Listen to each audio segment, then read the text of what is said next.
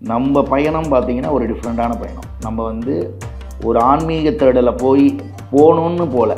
ஆனால் சுவாமி அப்பயே விதிச்சிட்டார். என்னோடய 7வது வயசு சொப்பனத்தில் என்னோடய குலதெய்வம் கைலாய நாயகி சமேத கைலாசநாத சுவாமி அனுகிரகம் பண்ணுறார். கோவில் பால் அடைஞ்சு இருக்குது. உங்கள் முன்னோர்கள்லாம் வழிபட்ட கோவில், நீ அங்கே போ அப்படின்னு. என்னைக்கு உனக்கு அம்பாள் பரிபூர்ண சித்தின்னா தொட்டா சுருங்கப்படாது, நீ பரிபூர்ணமாக தொடணும்னர். ஒரு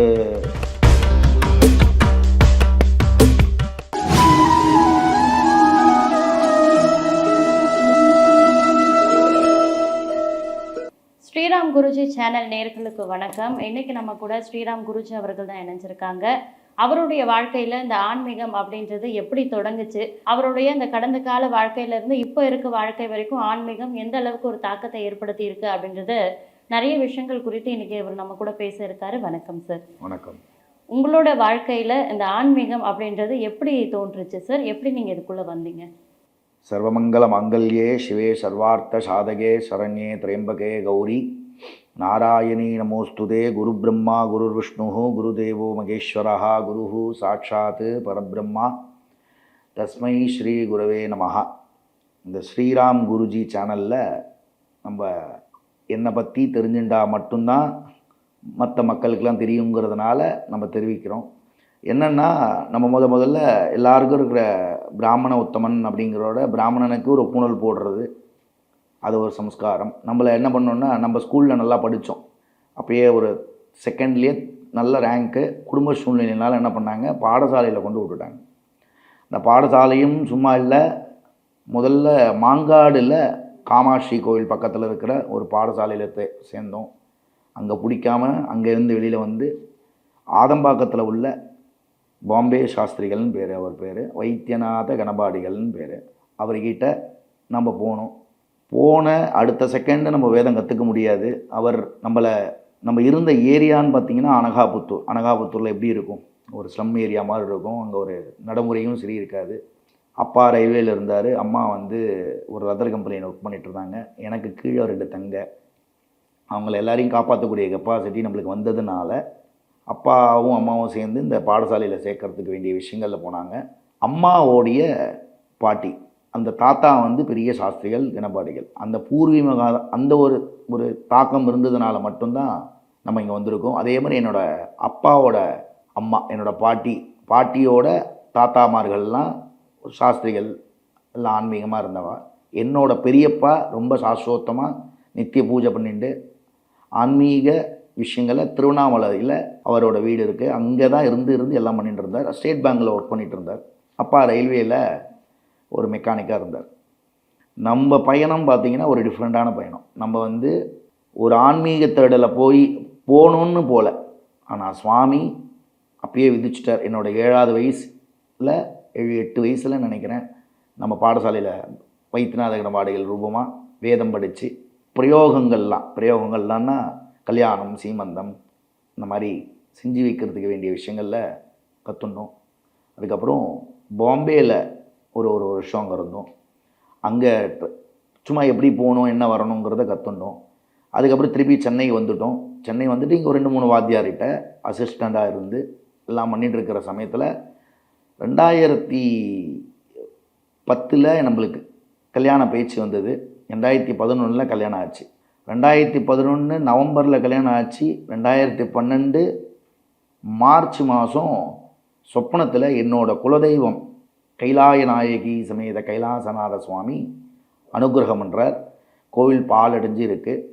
உங்கள் முன்னோர்கள்லாம் வழிபட்ட கோவில், நீ அங்கே போ அப்படின்னு. சொப்பனத்தில் வந்தவுடனே அந்த ஊர் எங்கே இருக்குதுன்னு எனக்கும் தெரியாது, எங்கள் அப்பாவுக்கும் தெரியாது. எங்கள் அப்பாவுக்கு இருக்கிற கடுகை நல்லூர் தான் ஊர். கடுகனூர்னு கூப்பிட்டுருக்கா.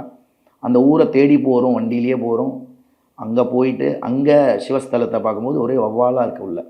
சுவாமி என்ன அனுகிரகம் பண்ணாருன்னா தெரியாது. அன்றைக்கி போகும்போது முதல்ல அபிஷேகம் பண்ணிவிட்டு அன்னதானங்கள் பண்ணுறோம். இந்த முருகர் வள்ளி தேவசேனா சமேத சிவசுப்பிரமணிய சுவாமி அந்த பழைய காலத்தில் இருந்த ஒரு ஸ்தலம் அது. அந்த முருகரை போயிட்டு நான் தான் பண்ணுறேன். வள்ளி அந்த காலத்தில் வச்சுருக்கா.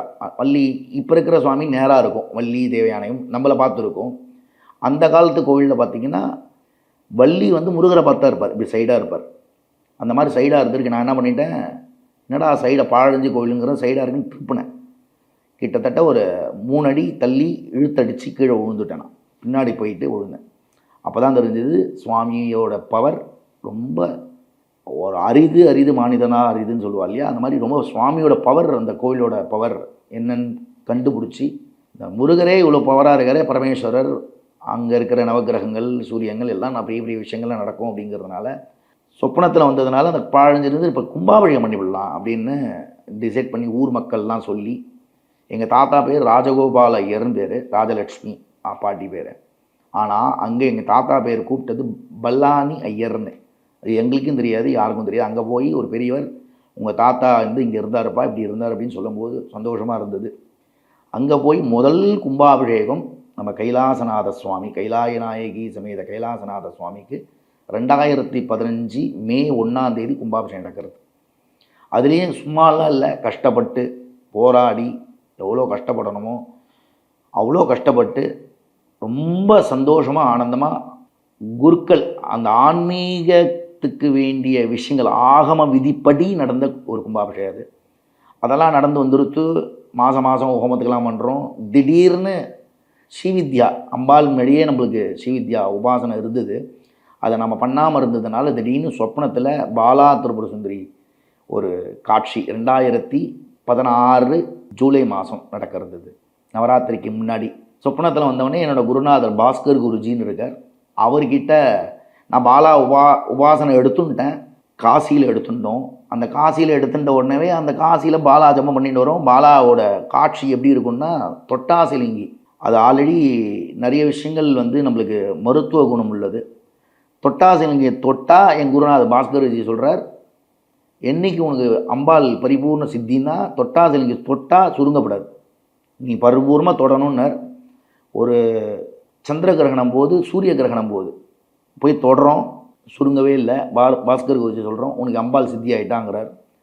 சித்தி ஆன அடுத்த செகண்டு, அடுத்த ஒரு வாரத்தில் சொப்பனத்தில் நீ பாலா கோயில் கட்டியே ஆகணும் அப்படிங்கிற ஒரு சொப்பனத்தில். நம்ம லௌகீக மார்க்கமாக இருக்கும், நம்மளுக்குன்னு ஒரு குழந்தை இருக்குது, பொண்டாட்டி பிள்ளைகள் இருக்கா, எல்லோரும் இருக்கிற போது நம்ம எப்படி இந்த மார்க்கத்தில் போகிறதுங்கிறதுக்காக ஒரு ஜாதகத்தை நம்ம ஜாதகமே படிச்சுட்டு இருந்தாலும், நம்ம ஜாதகம் தெரிஞ்சாலும், எனக்குன்னு பார்க்கணுன்னா எவ்வளோ பெரிய சன்னியாசியே இருந்தாலும் சரி, பெரிய மகானாக இருந்தாலும் அவளுக்கு இன்னொருத்தர் தான் பார்க்குற மாதிரி இருக்கும். எனக்கு ஒரு குருநாதராக ரவி சர்மான்னு பொலிச்சலூரில் இருக்கார். அவர் போய் சொல்கிறார், அவர் சொல்கிறார் 40 வயசில் நீ சன்னியாசம் வாங்குற லெவலுக்கு தான் நான் போவேன் அப்படின்னோடனே, அப்போ கரெக்டாக தான் நம்ம வந்திருக்கோம், இந்த ஆன்மீக பயணத்தில் கரெக்டாக வந்திருக்கோம் அப்படின்னு. இப்போ ஆன்மீக பயணத்தில் கரெக்டாக வந்திருக்குங்கிறப்ப என் ஒய்ஃப்லேருந்து எல்லாருக்கும் பயம் வந்துடுது, நீங்கள் காசாக என் கட்டின்னு போய்டுவீங்களோ அப்படின்னு. அப்படிலாம் இல்லாதக்கு பாலாவோட பரிபூர்ண கிருபையில் இப்போது சொரையூர் கிராமத்தில் ஒரு பாலா திரிபுர சுந்தரி கோயில் கட்டின்னு இருக்கோம். அந்த பாலையோட பரிபூர்ண கிருபை கிடைக்கணும்னு, அந்த கிருபையானப்பட்டது எல்லோருக்கும் கிடைக்கணும்னு தான் இந்த ஸ்ரீராம் குருஜியோட சேனல். ஏன்னா பாலாவை மட்டும் தெரிஞ்சுக்கப்படாது, சிவனை தெரிஞ்சுக்கணும். சிவன் யார், பார்வதி யார், முருகன் யார், இந்த பாலா திரிபுர சுந்தரி யார், எல்லா கடவுள் மாரியம்மனாக இருக்கட்டும், மகா காளியாக இருக்கட்டும், தட்சிண காளியாக இருக்கட்டும், அவெல்லாம் யார், ஆன்மீகத்துக்கு வேண்டிய விஷயங்கள் நம்ம சேனலில் இனிமேட்டு வரக்கூடிய நாட்களில் சொல்ல போகிறோம். பாலா திரிபுர சுந்தரி ஆலயமானப்பட்டது கட்டுமான பணியில் இருக்குது இப்போதைக்கு. இந்த சொரையூரில் கட்டிகிட்டு இருக்க அந்த பாலா திரிபுர சுந்தரி அந்த கோவிலுடைய அந்த கோவிலுடைய பின்னணி என்ன, அதை எப்படி உங்களுக்கு கனவுல வந்து அவங்க காட்சி கொடுத்தாங்க அப்படின்ற காட்சிகளை நேயர்களுக்காக பகிர்ந்துக்கிட்டா நல்லாயிருக்கும் சார். என்னென்னா பாலாவோட கிருப்பை விளையாட்டுத்தனமாக இருக்கும். என்னென்னா அவள் குழந்த நம்மளை கொஞ்சம் விளையாட விட்டா, கடுகுனூர்லேயே என்னோடய ஊர்லேயே ஒரு இடம் வாங்கி நம்ம கட்டிடலாம் அப்படிங்கிற ஒரு பிள்ளாளம் தான். அங்கே லக்ஷ்மணன் ஒரு பையன், அவன் வந்து நம்மளுக்கு சொரையூரில் இருக்கான்.